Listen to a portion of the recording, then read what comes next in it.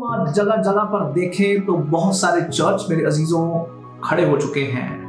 हम देखते हैं कि एक शहर में कई चर्च बन गए हैं जहां पर पहले शायद कहीं कहीं पर कुछ एक दो या चर्च मिलते थे। मसला ये नहीं है कि बहुत सारे चर्च खड़े हो गए हैं, लेकिन मसला ये है कि वो बुनियादी ढांचा जो हमें दिया गया था, क्या चर्च आज भी उसी बुनियादी ढांचे पे खड़ा है या डिफरेंट रीति से कार्य कर रहा है। प्रेरितों के काम 2 अध्याय 41 और 42 वचन में लिखा है कि उस दिन उनमें से बहुत सारे लोगों ने जिन्होंने वचन ग्रहण किया उन्होंने बपतिस्मा लिया, और फिर उसके बाद मेरे अजीजों 3000 लोग लगभग उनके बीच में जुड़ गए। और फिर लिखा है कि वो लोग प्रेरितों से शिक्षा पाने, संगति रखने, रोटी तोड़ने और प्रार्थना करने में लीन रहने लगे। अब मेरे अजीजों इसी में एक पार्ट है जहां पर लिखा है कि वो प्रेरितों से शिक्षा पाने। इंग्लिश में इसी के विषय में लिखा है, they continued in steadfastly in the apostles' doctrine. प्रेरितों को दी हुई नींव जो है उस पर उन्होंने चलना शुरू किया, जिसे हम कहते हैं the new testament church, which is the grace of God. और परमेश्वर के उसी अनुग्रह के द्वारा ये चर्च जो है आगे बढ़ता गया। प्रेरितों के लिए मेरे अजीजों संगति करनी ज्यादा इंपॉर्टेंट थी, बजाय इसके कि वो जगह जगह पर ढांचे बनाकर उसे चर्च का नाम दे। वो लोग लुक छिप कर भी संगतियां करते थे ताकि वो परमेश्वर के साथ जुड़े रहे। सवाल ये है कि इतने सारे चर्चेस के बीच में क्या आज मसीह की कलीसिया में वो प्यार दिखता है?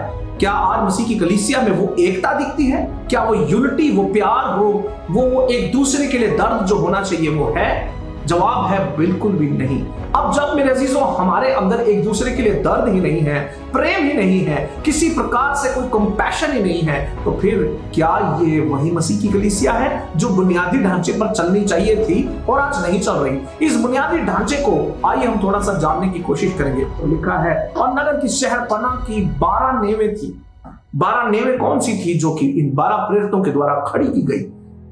इन प्रेरितों के द्वारा मेरे अजीजों जो वचन हम पर दिया गया है, इन वचनों को जो हम पर ठहराया गया है, इन्हीं प्रेरितों में मेरे अजीजों जब संत पौलुस भी शामिल हो गए तो प्रभु के उस प्रेरित ने कहा, इसी कारण मैंने सबसे पहले तुम्हें वही बात पहुंचा दी जो मुझ तक पहुंची थी। पवित्र शास्त्र के वचन के अनुसार यीशु मसीह हमारे पापों के लिए मरा। This is the best doctrine you should understand. There is no other doctrine. इस नींव के अलावा यदि कोई और नींव तुम्हें दी जाती है तो लिखा है कि वो श्रापित हो। गलातियों की पुस्तक 1 अध्याय और उसके 8वें वचन में लिखा है, परंतु यदि हम या स्वर्गदूत या कोई भी उस सुसमाचार को छोड़ जो हमने तुम्हें पहले सुनाया है कोई और सुसमाचार सुनाए तो वो श्रापित हो।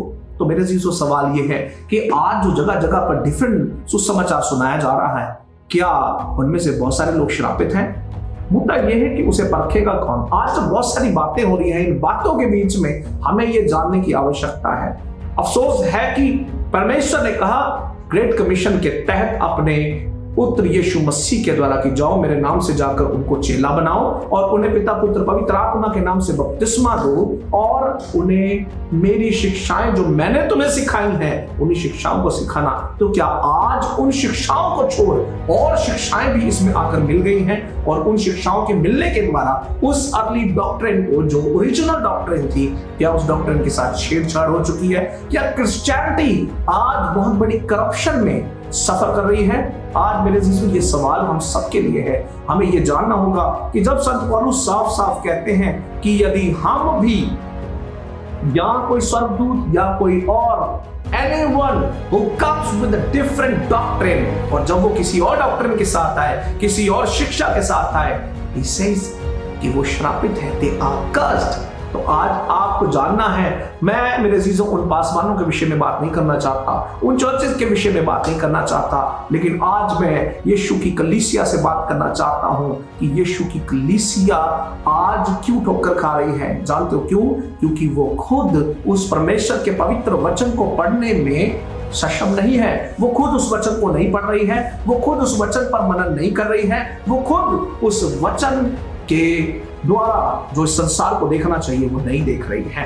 हम में से बहुत सारे लोग जो हैं आज तरह तरह से दूसरे प्रचारकों को देखते हैं और उनसे सुने हुए वचनों को सुनकर हम क्या करते हैं, अपने दिल को सेटल कर लेते हैं। फिर प्रभु का वचन मेरे अजीजों ये भी कहता है कि अंत के दिनों में ऐसा समय आएगा कि लोग क्या करेंगे, अपने कानों की खुजली मिटाने के लिए अपनी ही इच्छा अनुसार प्रचारकों को ढूंढ लेंगे।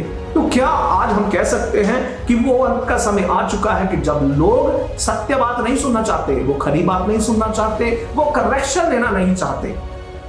यीशु मसीह ने बहुत सारे लोगों को ताड़ना दी।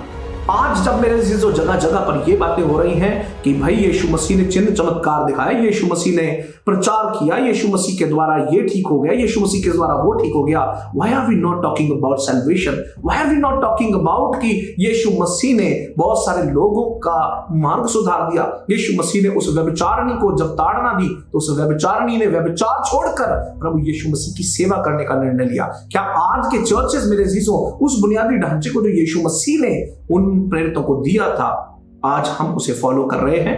ये बहुत बड़ा सवाल है और आपको और मुझे देखने के लिए। बात ये नहीं है कि आप किसी को चमत्कार करते हुए देखें और आप उससे फैसिनेट होकर कहें कि भाई यीशु मसीह सिर्फ यही करता था।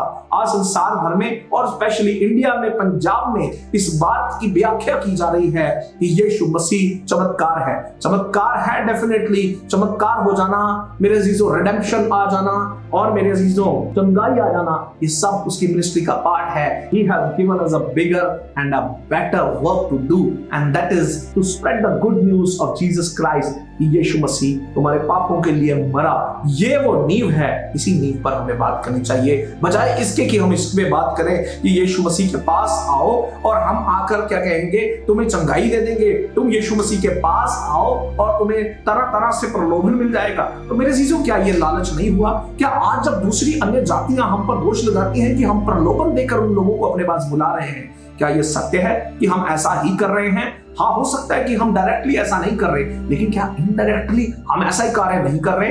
हम अपने जो पोस्टर्स बनाते हैं, उन पोस्टर्स में 4 लोगों की गवाही छापते हैं कि भाई देखो ये लोग ठीक हो गए और ये लोग ठीक हो गए, अब तुम्हारी बारी है, तुम ठीक हो जाओ और तुम डेफिनेटली तुम ठीक हो जाओगे।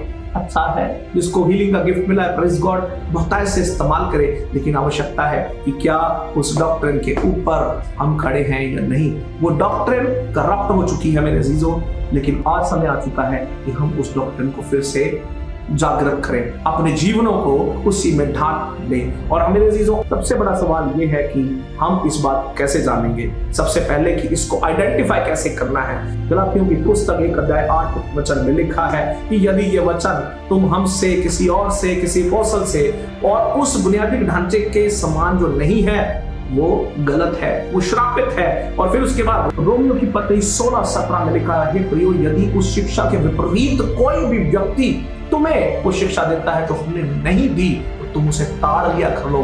The church should have the discernment। हम यूं ही बगैर डिसर्नमेंट के मेरे अजीजों चर्च नहीं चला सकते। और जिस प्रकार से लिखा मेरे अजीजों 2 पत्रस उसके 2 अध्याय के पहले वचन में, और जिस प्रकार उन लोगों में झूठे भविष्यद्वक्ता थे, उसी प्रकार तुम में भी झूठे उपदेशक होंगे, जो नाश करने वाले पाखंड का उद्घाटन छिप छिप कर करेंगे और उस स्वामी को जिसने उन्हें मोल लिया है इनकार करेंगे और अपने आप को शीघ्र विनाश में डाल देंगे। जानते हो ये किन के विषय में है? ये उन लोगों के विषय में है जो आज प्रभु यीशु मसीह के नाम से बढ़कर अपने आप को ज्यादा चमका रहे हैं। उनके विषय में है जो प्रभु यीशु मसीह के नाम से बढ़कर अपने नाम को महत्व दिला रहे हैं, अपनी कॉलिंग को महत्व दिलवा रहे हैं, अपने गिफ्ट्स को महत्व दिलवा रहे हैं, या अपनी कलीसियाओं को, अपने चर्च को, या अपने बुनियादी ढांचे को ज्यादा महत्व दिला रहे हैं। क्या यीशु मसीह ने हमें इस विषय में सिखाया है? यीशु मसीह प्रेम है और उसी प्रेम की व्याख्या मेरे अजीजों हमें करनी है। और मैं चाहता हूं, मेरा ये संदेश इसलिए नहीं कि मैं किसी पर दोष लगा सकूं, परंतु इसलिए है कि मैं आपको सचेत कर सकूं। तो मेरे अजीजों, जागते रहें, सचेत रहें, क्योंकि समय नजदीक है।